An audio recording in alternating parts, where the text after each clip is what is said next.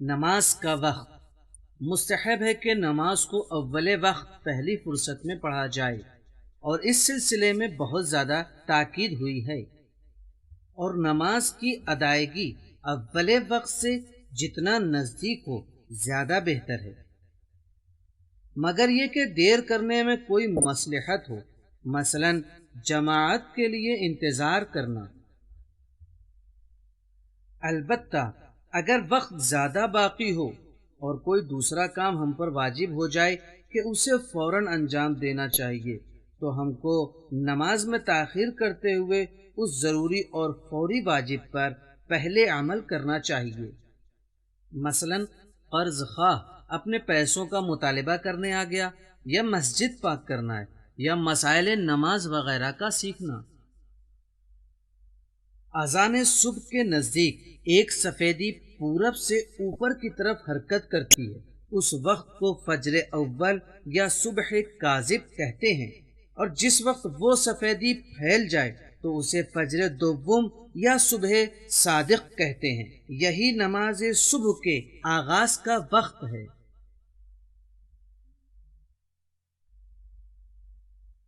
جو سورج نکلنے تک رہتا ہے اور ان دونوں وقتوں کے درمیان صبح کی نماز ادا کی نیت سے پڑھی جاتی ہے۔ دن کے درمیان جب چیزوں کا سایہ چھوٹے ہونے کی آخری حد تک پہنچنے کے بعد بڑھنا شروع ہو جائے تو وہ ظہر کا مخصوص اور فضیلت کا وقت ہے، اور 4 رکعت پڑھے جانے کی مقدار بھر وقت گزرنے کے بعد ظہر اور عصر کا مشترک وقت شروع ہوتا ہے۔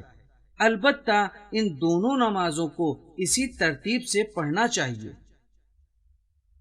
اور غروب آفتاب کے ساتھ نماز عصر کا وقت ختم ہو جاتا ہے، اور اگر کسی شخص نے نماز ظہر نہ پڑھی ہو اور آفتاب غروب ہونے میں صرف 4 رکعت پڑھنے کی مقدار بھر وقت ہو تو وہ صرف نماز عصر پڑھے گا اور نماز ظہر کی قضا بجا لائے گا۔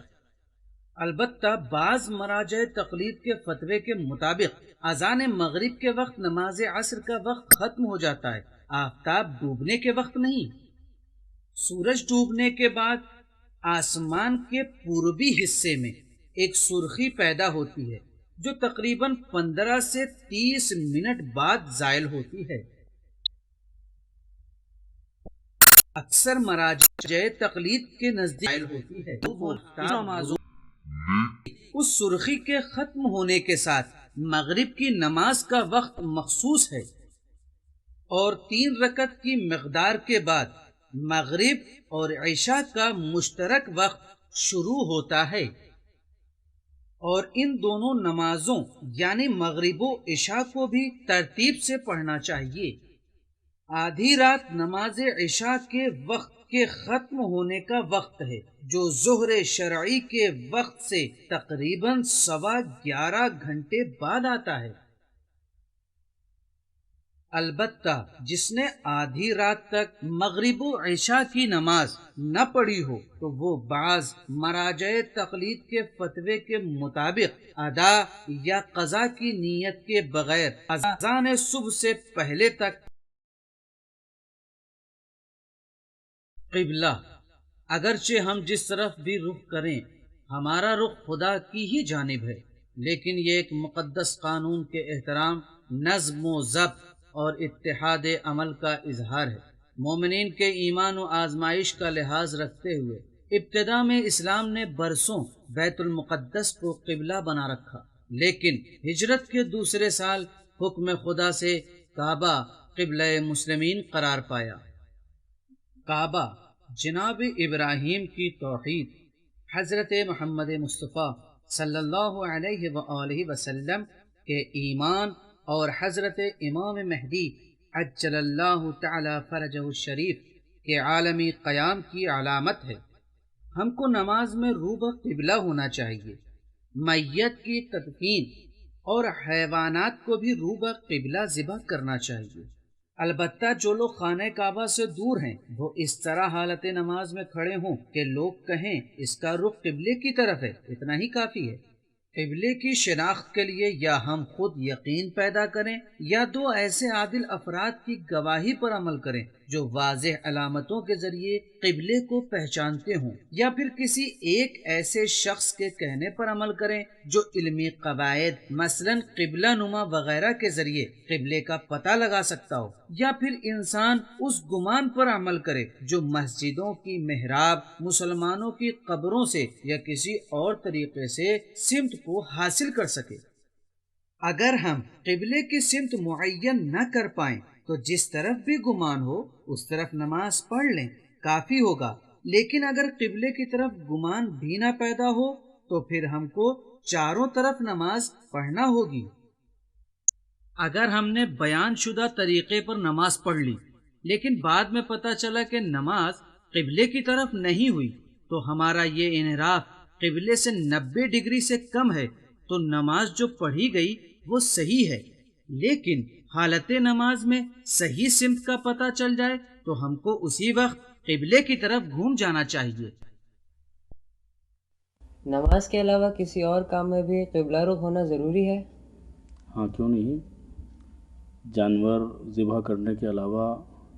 اور بھی بہت سے مستحب کام ہیں جس میں انسان کو چاہیے کہ وہ قبلہ رخ ہو۔ مثلا قرآن مجید کی تلاوت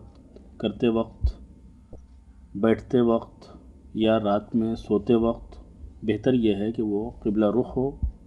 اور اسے چاہیے کہ اپنے ہر کام کو خانہ خدا سے مربوط رکھے۔ لیکن کچھ مقامات ایسے ہیں کہ جہاں پہ قبلہ رخ ہونا یا قبلے کی طرف پیٹ کرنا یہ حرام ہے، جیسے بیت الخلاء میں پیشاب پاخانہ کرتے وقت قبلے کی طرف منہ کر کے بیٹھنا یا پیٹ کر کے بیٹھنا یہ جائز نہیں ہے۔ اور اگر کسی بلڈنگ میں ایسی کوئی سچویشن ہو کہ انسان مجبور ہو تو پھر وہ اس ٹوائلٹ کو استعمال نہ کرے، اس لیے کہ یہ کام جائز نہیں ہے۔ دلچسپ بات یہ ہے کہ سال میں 2 دن 28 مئی اور 16 جولائی کو مکہ کے زوال کے وقت سورج بالکل سیدھا خانہ کعبہ پر اپنا نور بکھیرتا ہے، اور اگر اس وقت کوئی آدمی سورج کی طرف رخ کر کے کھڑا ہو جائے تو اس کا رخ قبلے کی طرف ہوتا ہے۔ مستحبی نماز میں بھی قبلہ رخ ہونا ضروری ہے؟ دیکھیے، قبلہ جو ہے وہ واجبی نماز میں بھی شرط ہے اور مستحبی نماز میں بھی شرط ہے، لیکن اگر کوئی مجبوری ہو، مثلا انسان سواری پر ہو، سفر میں ہو اور قبلے کی رعایت اس کے لیے مشکل ہو تو پھر ایسی میں ضروری نہیں ہے کہ وہ قبلہ رخ ہو۔ نماز پڑھنے کی جگہ، جس جگہ ہم نماز پڑھ رہے ہیں اس کے لیے چند شرطوں کا ہونا ضروری ہے، جن میں مباح ہونا، بغیر حرکت کے ہونا، پاک ہونا، جگہ کا برابر ہونا، تنگ یا چھوٹی نہ ہونا۔ بیان شدہ شرطوں میں سے ایک شرط جگہ کا مباح ہونا ہے، لہذا ان جگہوں پر نماز باطل ہے۔ دوسروں کی ملکیت میں مالک کی اجازت کے بغیر، کرایہ دار کے گھر میں کرایہ دار کی اجازت کے بغیر، حتیٰ مالک مکان کے لیے بھی، ایسی جگہ جس میں لوگوں کا حصہ ہو اس میں تمام شرکاء کی اجازت کے بغیر، ایسی ملکیت جس کی خریداری حرام پیسوں مثلا سود، رشوت یا ایسی رقم سے کی گئی ہو جس کا خمس یا زکوٰۃ ادا نہ کیا گیا ہو، ایسی میت کی ملکیت میں جس کے بعض ورثہ نابالغ یا پاگل ہوں، البتہ اگر ان کے ولی اور سرپرست اجازت دیں نماز پڑھی جا سکتی ہے۔ ایسی میت کی ملکیت میں جس کا خمس و زکوٰۃ ادا نہ ہو یا لوگوں کا مقروض ہو اور قرض خواہ نے اسے معاف نہ کیا ہو۔ عام جگہوں مثلا مسجد میں اگر کسی نے جگہ اپنے لیے لے لی ہے تو اس کی اجازت کے بغیر کوئی دوسرا وہاں نماز نہیں پڑھ سکتا۔ نماز پڑھنے کی جگہ کے بارے میں دوسرا نقطہ جو غور طلب ہے وہ یہ ہے کہ وہ جگہ متحرک نہ ہو، لہذا کار، بس، ٹرین، ناؤ اور ہوائی جہاز وغیرہ میں اس کی حرکت کی حالت میں نماز پڑھنا صحیح نہیں ہے، لیکن اگر وقت تنگ ہونے یا کسی دوسرے عذر کی بنا پر مجبوراً پڑھنا پڑے تو اس بات کا لحاظ ضروری ہے کہ جتنا ممکن ہو ہلنے کی صورت میں کچھ نہ پڑھیں اور سمت قبلہ بدلنے کے ساتھ ساتھ امکانی صورت میں ہم بھی قبلے کی طرف مڑتے رہیں۔